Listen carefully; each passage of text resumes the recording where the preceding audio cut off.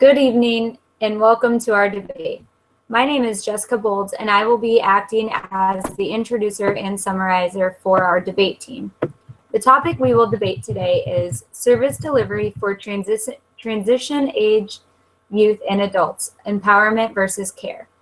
We will be conducting this debate in an informal format, developing as our argument for empowerment is using supported employment, vocational rehabilitation, and transitional services. And we will develop our argument against care for care by using barriers of cost for vocational rehabilitation, failed transitional services, and employers' negative outlooks. Let's begin by introducing the rest of our team. Again, I will be acting as our summarizer, Kendall Perry as our researcher for both sides of the argument, Henrietta Hand as our illustrator, and Ashley Formosa as our fielder. As outlined by the IDEA, transition services are designed to facilitate the youth with disabilities movement from school to post-secondary education, employment, housing, social relationships, and healthcare. With the appropriate support and gradual exposure, the adolescents with significant life challenges can learn how to trust and engage with others. They can become part of their community, develop self-efficacy, and become competent as they transition into adulthood. In fact, securing an employment plan is an important objective in the lives of individuals with autism. As reported by Autism Speaks, 50,000 autistic teens turn 18 each year without marketable skills, with a nearly 90% unemployment and underemployment rate for individuals with autism. Job prospects for adults with autism are crushingly bleak. Often, due to communication and behavior challenges, students with autism have limited opportunities for career development and work experience while in high school. The lack of employment for adults with autism creates a heightened sense of isolation and dependence on others, which negatively impacts society as a whole. Now let's begin the debate by defining these following terms. Empowerment. Empowerment is defined as an acquired knowledge and learned skills needed to maximize independence and self-sufficiency. The most effective transition education program includes a collaborative learning environment that stimulates real-world experiences and incorporates daily community-based instruction in a natural setting. IDEA's federal special education law requires that school districts assist students with disabilities in making their transition from school to work and life as an adult. Agencies such as career centers and vocational rehabilitation are very helpful in assessing the individual's strengths and preferences. It is important that individuals with autism have opportunities such as volunteering, internships, and job sampling to build their strengths and minimize their challenges before their work experiences begin. Care. Care is defined as human service agencies along with educational agencies convening interdisciplinary teams which work collaboratively with adolescents and their parents or caregivers. These teams then create comprehensive education, transition, care, or treatment plans for the individuals with disabilities. Typically, these teams convene for adolescents who are thought to be in need of intensive support. Care can also be defined as systems of legislations, laws, people, and institutions that impeded or withhold progress of a specific individual. Care can be isolating. Care can be misrepresentative as affection and help in certain instances or disguised as supportive, but really is only beneficial to one party involved. Care impacts an individual's ability to become empowered. Now I will present the facts of our argument. As previously stated in the introduction, we define empowerment as acquired knowledge and learned skills to maximize independence and self-sufficiency. With that definition in mind, and for the purpose of this debate, empowerment will include supported community employment, vocational rehabilitation services, and transitional services. These three topics each utilize different but similar methods and concepts to give the individual with a disability the empowerment necessary to become as independent as possible. I will now continue on by briefly summarizing each topic before Kendall explains further the research found to support each of these empowering concepts. To start, supported employment refers to the use of a job coach or employment specialist to obtain employment within the community. Supported employment increases independence by taking individuals with disabilities out of the traditional segregated setting of a workshop or day service and providing an environment in which the individual is integrated into the community for work, increasing the socialization between that individual and other typically developing individuals. Kendall will now discuss the research found in support of supported employment.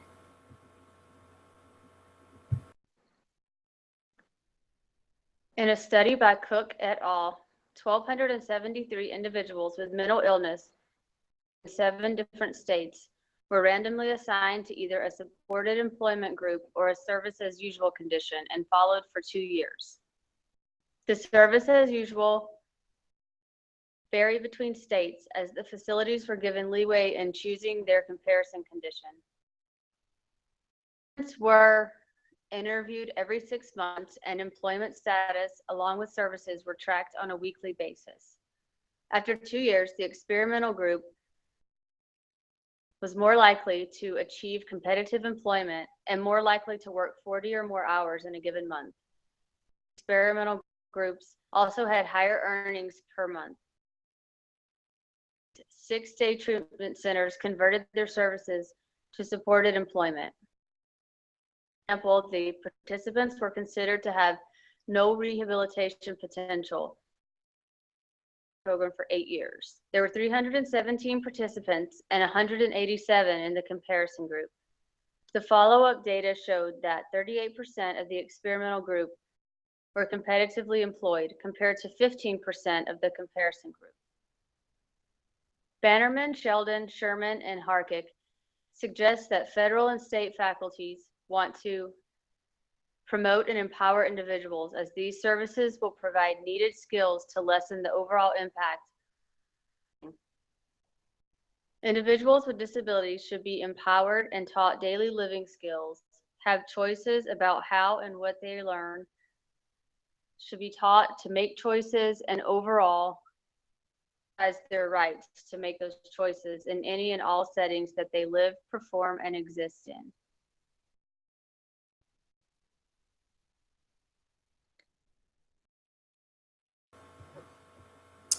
Furthermore, as stated in the introduction, transitional services are defined as the period of time when adolescents are moving into adulthood and are concerned with planning for education, careers, healthcare, financial benefits, housing, and independent living.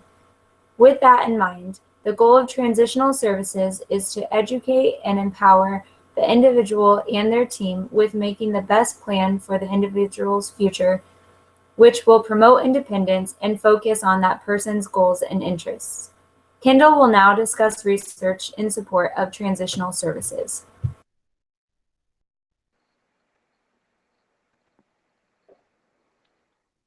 Trainer, Morningstar, and Murray took data from the National Longitudinal Transitional Study and using a secondary analysis, examined the characteristics and quality of transition services for those with high incidence disabilities. The sample included 2,400 students with high incidence disabilities who were surveyed and interviewed along with teachers and school administrators. They found that nearly all students with high incidence disabilities were receiving transition services. Another positive finding was that the majority of the students, educators, and family played a significant role in transition services. This type of involvement has been empirically linked to successful post-school transitions. Student outcomes were reported for adolescents who received transition services that pertain to independent living skills, self-determination skills, money management, and employment-related skills.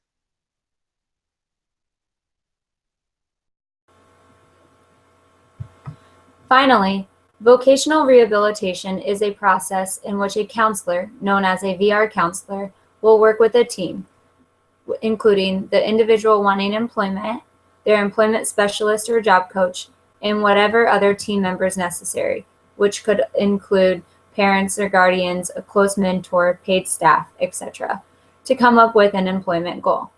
The VR counselor will then provide professional counseling to overcome potential barriers that individual might come across while searching for or training in community employment.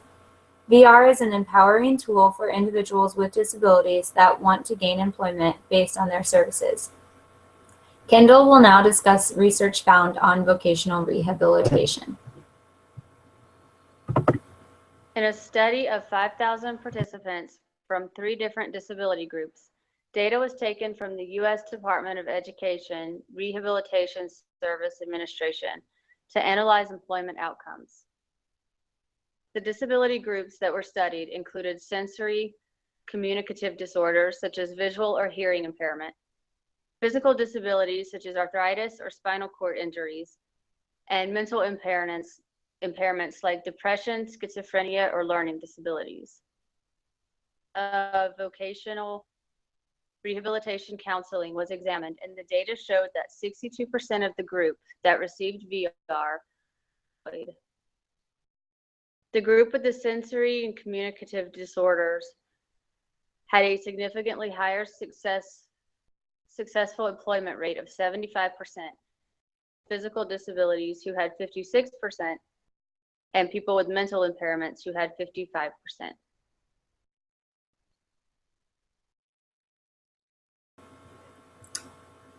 Now for team care. Care is defined by the Merriam-Webster dictionary as many things, one being things that are done to keep someone healthy, safe, etc. Based on this definition, as well as our research, we will use the definition of care as providing advocacy for an individual that is incapable to do so themselves to keep that person safe and healthy. Also noted in the introduction, care can also be defined as systems of legislations, laws, people, and institutions that impeded or withhold progress of a specific individual. Noted that care can be isolating, care can be misrepresented as affection and help in certain instances, or disguised as supportive, but really is only beneficial to one party involved. In a nutshell, the team is there to support the individual and basically protect him or her from the negative stigma that comes from having a disability diagnosis by providing care. For the purpose of this debate, team care will represent the barriers of the costs of vocational rehabilitation, failed transitional services, and the negative outlook employers have on hiring people with disabilities. I will now continue on by briefly summarizing each topic before Kendall explains further the research found to support each of these caring concepts. To start, Social Security pays vocational rehabilitation agencies to provide these counseling and supported employment services. Basically, it costs federal dollars to provide VR counseling and supported employment. The cost of VR services varies depending on the disability and the length of time that individual is receiving the services. The costs also vary depending on the state, as each state has their own budget for these services. For example, from 2013, California spent $525,123,818 between federal and state funding, serving over 72,000 people, while Michigan spent $119,032,502 people in 2014 between federal and state funding, serving 34,435 people. This is based on Florida Legislature's Office of Program Policy Analysis and Government Accountability VR memo from January 5th, 2015. Kendall will now discuss more research on why VR costs would support team care. The rapid rise in the rate of autism has led to concern about the affordability of supported employment in the future. As autism rates rise and more people need services, costs rise as well. In a study of the database of the Rehabilitation Services Administration by Samara and Cohen, the cost and the effects of VR were analyzed. The sample included 11,569 individuals who received VR services from 2002 to 2006. For this study, the term successfully employed was defined as a case being closed because an employment outcome within an integrated setting had been obtained. For all other reasons for closure were coded as unsuccessfully employed. In 2002, 1,534 people with autism received VR services, and by 2006, that amount increased by 121% to 3,397. The study showed that for every extra dollar earned by individuals with autism, program $26.74. The study also showed that the cost of VR services was higher for those with autism populations. These higher costs, in addition to the 10 to 17% annual increase in school-age children with autism, paints a picture of exponentially higher costs of VR in the future.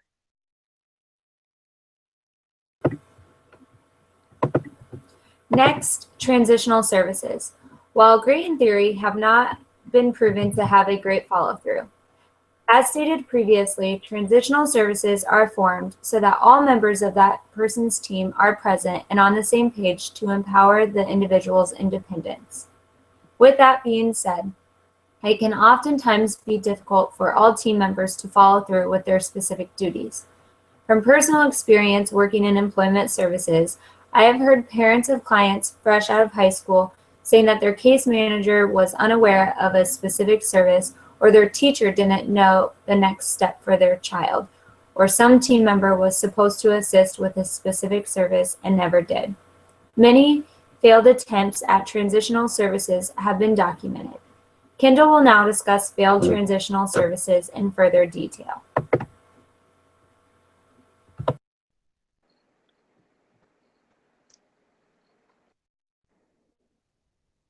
Examined from the National Longitudinal Transitional Study to determine predictors of successful employment outcomes of special education students. 2,000 students were followed for 4 years, and the data showed that some of the predictors included career awareness training, computer skills, and having had a job while in high school. But receiving vocational services in high school and transition planning during high school had no association with gaining competitive employment. This signifies that the current transition services are not meeting the needs of this population. Other data from this study, which included parental interviews, showed that 23.5% of parents rate transition services as not at all useful, and 48.4% stated it was only somewhat useful.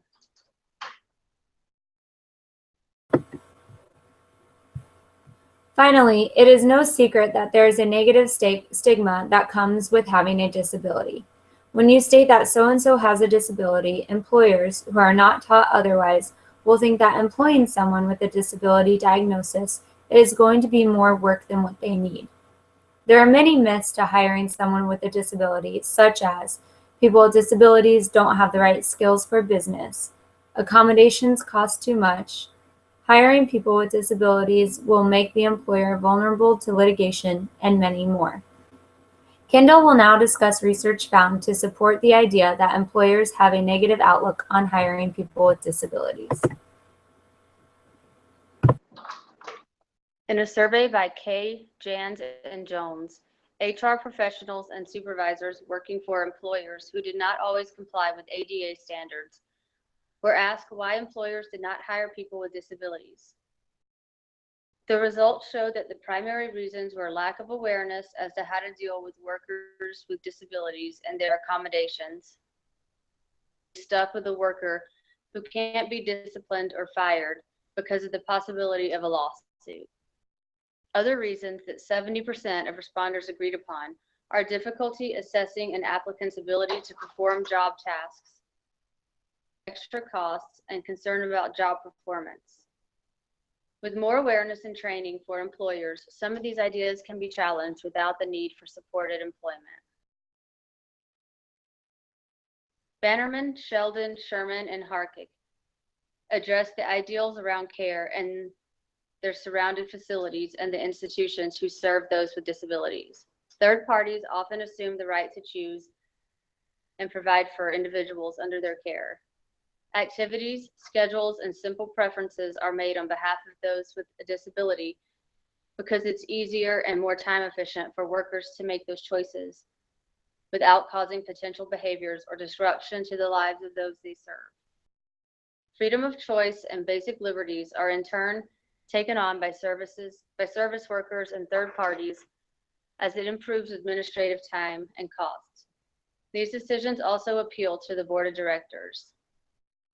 In care facilities, personal liberties, such as individuals having an input on treatment when appropriate, and any choices and opportunities are made on behalf of staff to keep calm, structured, and efficient. Necessary inflation as addressed by VR. Service providers remain focused on the opinions of third parties, pressures to enable services that are cost-effective, disruptive. Next, Henrietta will summarize our illustrations. Thank you, Kendall. I'm going to explain some of the data that are presented graphically in the studies that have been cited in this debate. I'll begin with graphs that are in favor of empowerment. Please bear with me as I share my screen.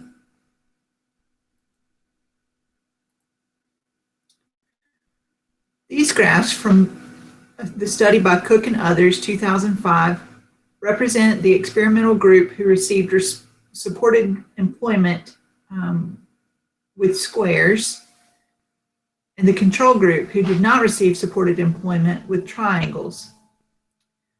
The top left graph represents the average percentage of participants who are competitively employed. The experimental group is significantly higher than the control group. The top right graph shows the average percentage of participants who work 40 or more hours per month. Again, the experimental group is higher, although not as drastically as in the first graph. And finally, the bottom graph depicts the average number of dollars earned per month. Once again, the supported employment group earns more dollars per month than the control group, as much as approximately $50 more in this last data point.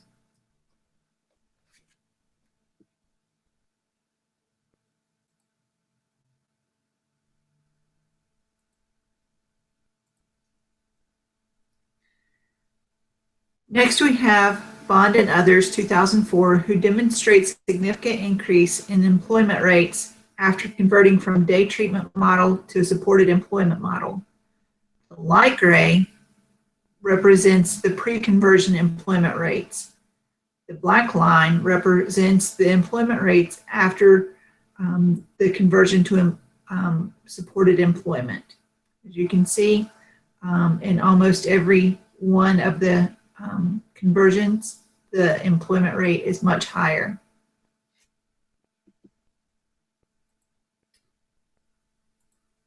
From the same study, there's data on employment rates in non-randomized controlled trials of supported employment. These trials are across time and have random states. There are 9 different states in this study.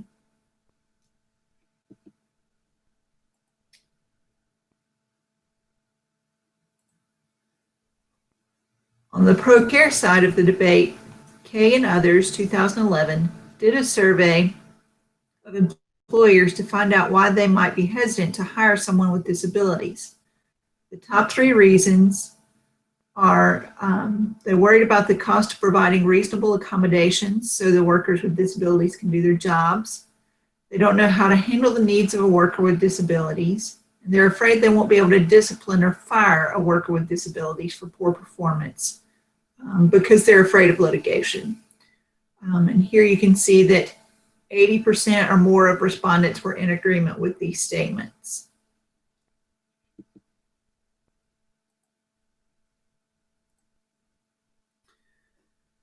They also asked about reasons for not retaining employees with disabilities.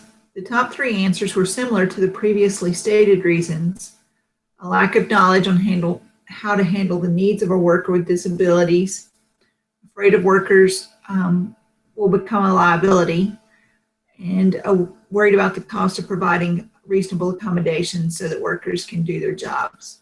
And again, similar numbers, percentages of respondents who are in agreement with these statements.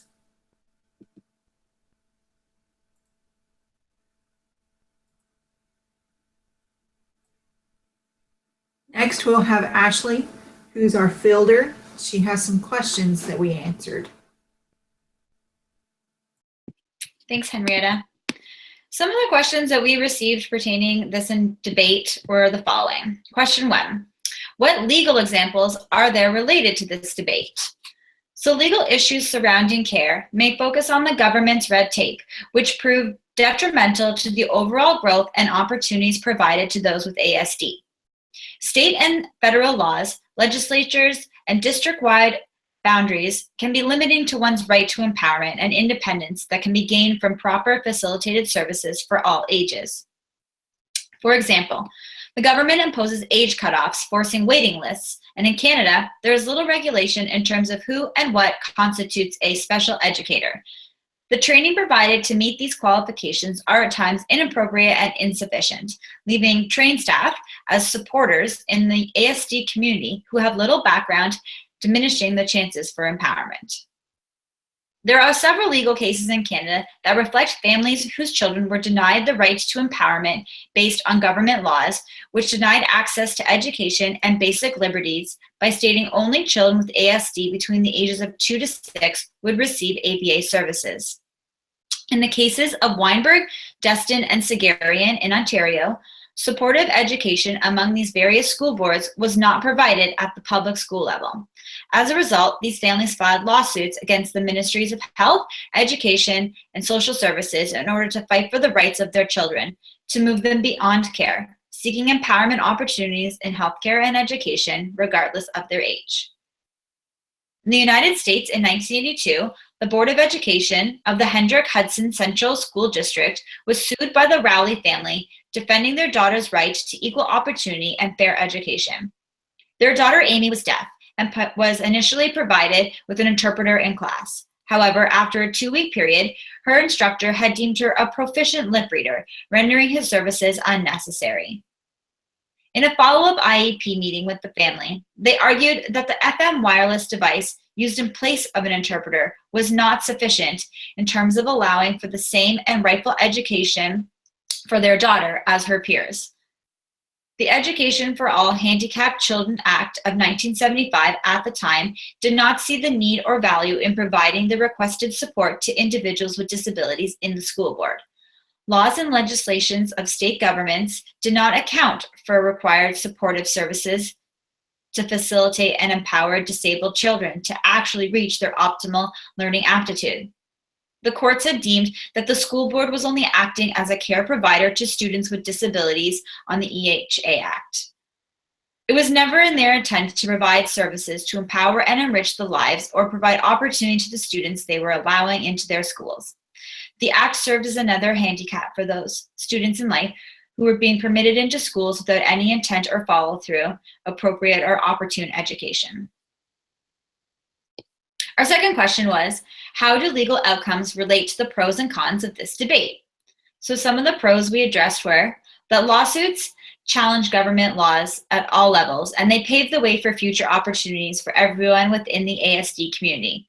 Without the voices of the suffering, new legislations, centers, funding opportunities, and services may not service or even progress. It is unfortunate that it has come to this level. Families have to put forth their life savings and air their family history to the public based on a section of society that has deemed certain people ineligible to the same rights and freedoms that others openly have and take for granted. Other considerations are the impact on society. When we empower people, we release pressure on the system of care. When empowered, all members of the family are able to regain their own independence, trusting in the treatment and services that have been afforded and are made available to their children at any stage.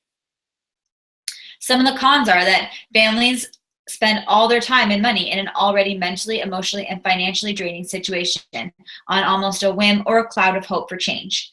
The main fact is that even in 2016, families are still fighting for their rights when the right to empowerment, fair and proper education, smooth transitions, and transition services should be provided automatically and not begged for or drawn out. In 2009, Hill and Hill conducted a study in which 62 lawsuits were examined surrounding families who had sued their school boards over fundamental and so-called routine expectations that have been violated on the provisions of IDEA. Within these lawsuits examined, 63% of the schools sued successfully triumphed their case, whereas only 29% of the families involved within the 62 cases saw some form of justice served for their child. Our third question pertains to the ethical codes. So what connections can be made to our ethical codes? Ethics Code 1.05, Professional and Scientific Relationships. Students in the school board have been discriminated against because of their disabilities. There is evidence to show that schools have not provided equal opportunity to students in need. Post-secondary, we see adults who have been discriminated against by employers and employees. 2.05, Rights and Prerogatives of Clients. Client/students' rights have not always been held in regard. Families are left in the lurch, adults left without hope or plans. However, on the flip side, we have seen situations such as vocational rehabilitation services where providers are supportive and clients' rights are made paramount.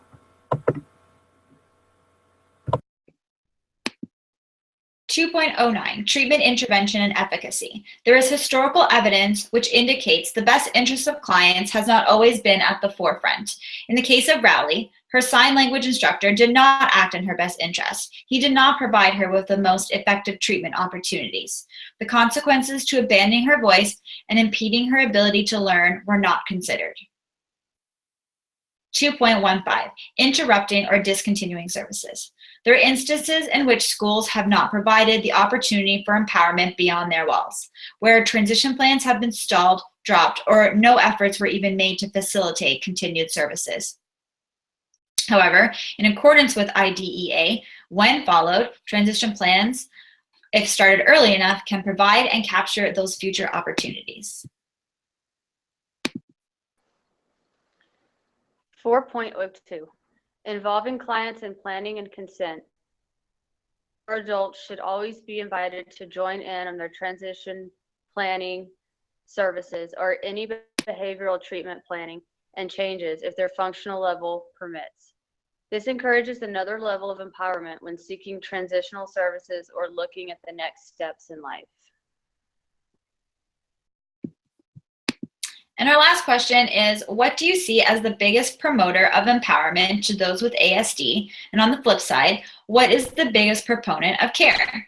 So we thought that time was a big factor in empowerment and the key to most things autism. If we plan for transitions early, by the time a student graduates, they will have the necessary tools needed to be successful in the next chapter. When looking at empowerment overall, it's more than academics. Students and adults need to be provided with the opportunities to acquire and master daily living and social skills that are typical and relevant to the culture and society in which they live. In terms of care, we believe that a big proponent here are families, whose guilt or denial can become an overriding factor. Therefore, they end up doing tasks for that family member with autism who could or would be able to do those things on their own. Without self-promotion from inside the family system, it is harder to empower and provide opportunities of independence for our students.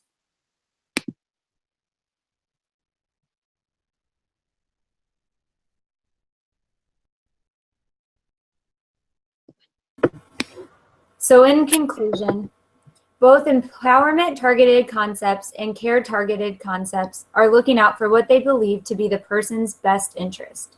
Based on our findings, empowerment more so promotes independence, by providing services such as transitional services, which is designed to give the person a voice of their future goals, community employment counseling through VR, which is designed to promote independence through vocational goals, and supported community employment through the use of job coaches, which is designed to promote integration into the community. On the other hand, families have reported very negative experiences with transition services, which have often proven to fail due to a number of reasons, but mainly not allowing the individual to have a voice. VR costs seem to be high, with numbers such as Michigan spending $119,032,502 in 2014, and employers having a negative outlook on hiring people with disabilities. With that being said, Team Care would choose to protect our clients from the negatives to promote health and safety, while Team Empowerment would promote independence in any way possible, particularly through competitive community employment. With ethical codes such as 2.05, Rights and Prerogatives of Clients, 2.09, Treatment/Intervention Efficacy, 4.02, Involving Clients in Planning and Consent, and more being questioned on either or side, it can be a fine line and very situational as far as what is best for the individual with a disability, care or empowerment. We have thoroughly enjoyed learning about the different aspects and hope you all have taken away some new knowledge from our debate. Thank you.